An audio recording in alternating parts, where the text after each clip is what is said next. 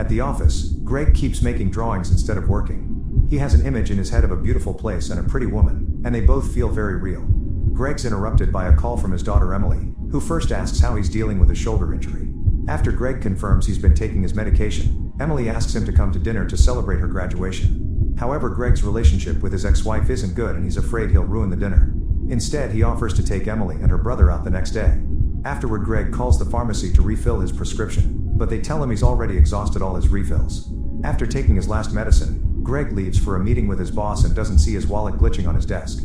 The boss Bjorn scolds Greg for spending all his time drawing and fires him. At first, Greg is in shock and doesn't know how to react, but when Bjorn touches his shoulder, he snaps and pushes him. Bjorn accidentally hits his head on the desk and instantly falls dead.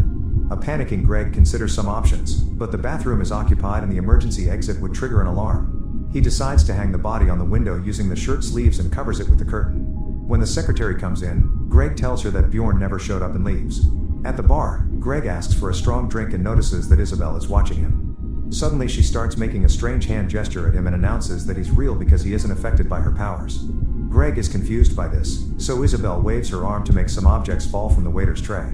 She then mentions that he needs an alibi and points at his office building, where the body can be seen in the window. Isabel says she's going to help him because she feels responsible since she created this world. But first she needs Greg to get her necklace back from her ex-boyfriend. Since her ex is real, she can't use her powers on him. Greg doesn't understand, so Isabel explains that the people in the street and the bartender aren't real. She also knows Greg's name even though he didn't introduce himself, claiming she took it from his mind. Greg goes to the bathroom and finds the ex passed out on the floor. He takes the necklace from his hand and brings it to Isabel, who tells him that it contains special yellow crystals with the power to manipulate the fake world. When she hears that the guy was unconscious, she sends Greg back to get his wallet too. Then they use the money to buy alcohol and put the crystals in it before drinking it. Now Isabel announces that Greg is free. They use the new power together and push Bjorn's body through the window, making it look like he self-deleted. Greg runs to join the terrified crowd, but Isabel drags him away to avoid suspicion. She tells him he needs to lie low, so she takes him to an electronics store to force him to sell his phone. Greg looks at a picture of his family for the last time before handing it over. On TV, they're already talking about Bjorn's death. Afterward, Isabel takes Greg to the encampment where she lives with a bunch of homeless people. However, she says she isn't homeless, she just wants to live off the grid. Since she has electricity and water and he doesn't have many options, Greg agrees to hide there for a while. In the evening, they watch the news and learn that Bjorn's case has officially been closed as self-deletion, which means Greg is safe. He still feels guilty about the incident, so Isabel reminds him that Bjorn wasn't real. Since he's still unsure about that, she decides to teach him how to use his powers. She starts by putting a lighter in his hand and guides it to make him light some candles from afar. Greg does it successfully on his first try. Then Isabel puts the candles out with a wave of her hand and takes the lighter back. Now Greg tries with his bare hand and manages to light the candles again. During dinner, Greg shows Isabel the drawings of the fancy house and the beautiful woman. She points out that it's her, which means he's been drawing their real life outside of this world and he's her guy. They end up sharing a kiss. The next morning, Emily goes to see her brother Arthur. She wants him to help her find Greg and convince him to come to her graduation. However, Arthur refuses, saying he can't trust Greg anymore. He reminds his sister that Greg always has an injury to use as an excuse to avoid things and implies he's addicted to medicine, causing Emily to get upset and leave. Meanwhile, Isabel and Greg go rollerblading and have fun knocking people over by using their powers, even the elderly. Greg is hesitant at first, but Isabel teaches him that nothing matters because it's not real. Once everyone is down, they kiss in the middle of the ring. In the bathroom, they take more yellow crystals and end up getting naughty in a stall. On their way out, they steal clothes from the coat stand. Outside, they watch themselves getting arrested. Suddenly, they're in the police cars and the people in the stolen coats are just two hobos. At the police station, they get their pictures taken, but they refuse to tell the cops their names. Soon they're released and they're still eager to have more fun. In the meantime, Emily is visiting all the local shelters to find her father. Moments later, Isabel asks Greg to wait for her at the restaurant. Then she goes to the corner where he steals a client from the local working ladies. Greg wants to order while he waits, but he doesn't have enough money to pay and Isabel is leaving in the client's car. At one of the tables, Arthur is hanging out with friends.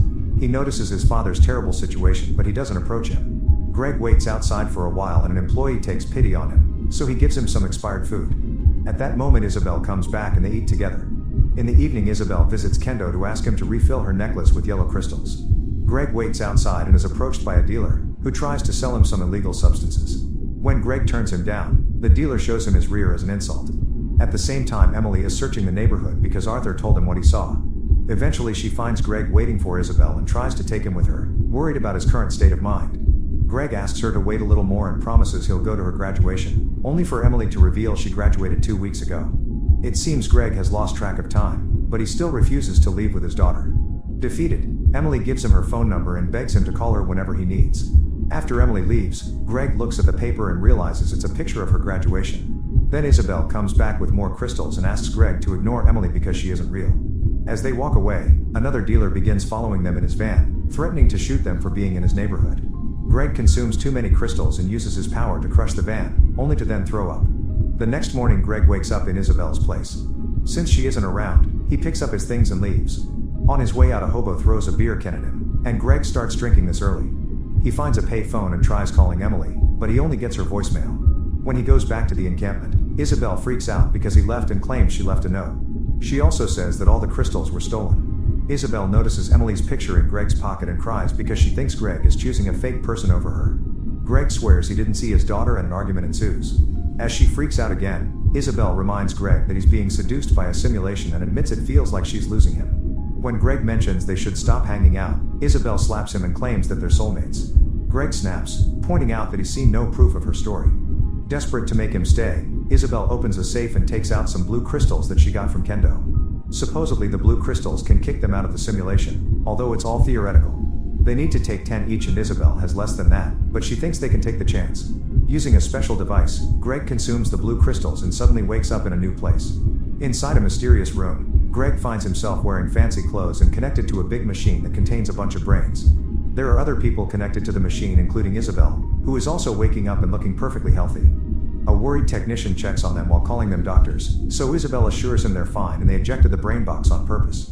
The technician helps Greg disconnect from the machine and gives him some Gatorade for rehydration.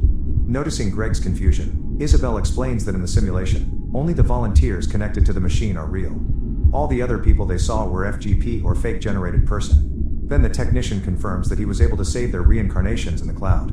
When Greg looks at the computer, he notices that Emily is in the FGP category. Isabel brings Greg out of the research facility and he discovers this is a utopic world full of advanced technology. Some people send out holograms instead of their real bodies and Greg worries when another scientist shows to be wary of Isabel's research, but she swears it's fine. The couple goes for a walk to admire the beauty of this world and Greg wonders why he doesn't remember any of this. Isabel assures him that memory loss is natural after being connected for a while and his memories will come back soon. She points at a certain house saying it's their home and Greg realizes this is the landscape he's been drawing all along.